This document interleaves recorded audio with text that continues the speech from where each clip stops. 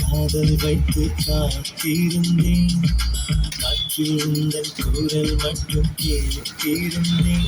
சிரித்தாய் இசை அறிந்தேன். நடந்தாய் திசை அறிந்தேன்.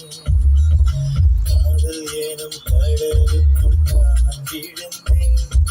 கரையினில் வந்த பின்னும் நான் மிதந்தேன். அசைந்தாய் அன்பே அசைந்தேன். அழகா ஐயோ தொலைந்தேன். காதல் வைத்து காத்திருந்தேன். காற்றில் உந்தன் குரல். வணக்கம். Hitech transformer Coimbatore. எங்களுடைய another sub amplifier operating on 98 volt DC இங்கே இருக்குது. இங்கே டிரான்ஸ்ஃபார்மர் இருக்குது. 8 ஆம்ப் சைஸில் போட்டிருக்கோம். இது 70 வோல்ட் 70070 டிரான்ஸ்ஃபார்மர். இதுக்கு வந்து 6/3 போட்டிருக்கோம். 6/3. இந்த போர்டு வந்து உங்களுக்கு ஆப்ரேட்டிங் ஆகிற வோல்ட் வந்து டிசி வோல்ட் வந்து 97-98 வோல்ட் வந்து டிசி ஆகுது. இதை லோட் கொடுக்கும்போது நீங்கள் பார்த்துருப்பீங்க, ஆல்மோஸ்ட் ஒரு 85 அந்த மாதிரி ரேஞ்சில் வந்து கம்மியாகும்.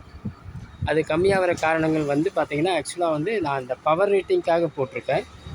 இது வந்து 70070 இன்ட்டு 2 ஆம்ஸு. இதனுடைய சைஸ் வந்து பார்த்திங்கன்னா சின்ன சைஸ் தான். 8 ஆம்ப் சைஸில் போட்டிருக்கேன். 24 8 ஆம்ப் சைஸில் போட்டிருக்கேன். இதனுடைய கரண்ட் ரேட்டிங் வந்து 2 ஆம்ஸு. 2 × 70 140 வாட்ஸு. பட் நம்ம யூஸ் பண்ணுற சப் வந்து ஆல்மோஸ்ட் ஒரு 200 to 250 வாட்ஸு. இன்னும் கொஞ்சம் ஆம்பியர் அதிகம் பண்ணணும். அதிகம் பண்ணால் வந்து இந்த வோல்ட் ஃபால் கம்மியாக இருக்கும்.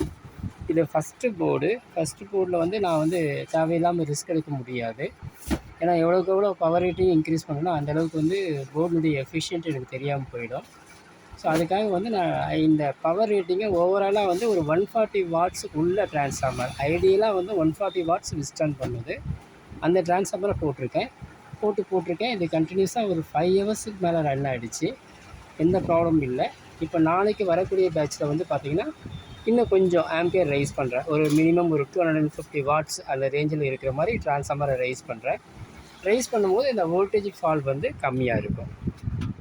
இங்கே பார்த்தீங்கன்னா தெரியும். நாளைக்கு மறுபடியும் ஒரு வீடியோ போடுறேன். இப்போ வந்து பாஸ் பண்ணி வச்சுருக்கேன். இப்போ மீட் எடுக்கிறேன்.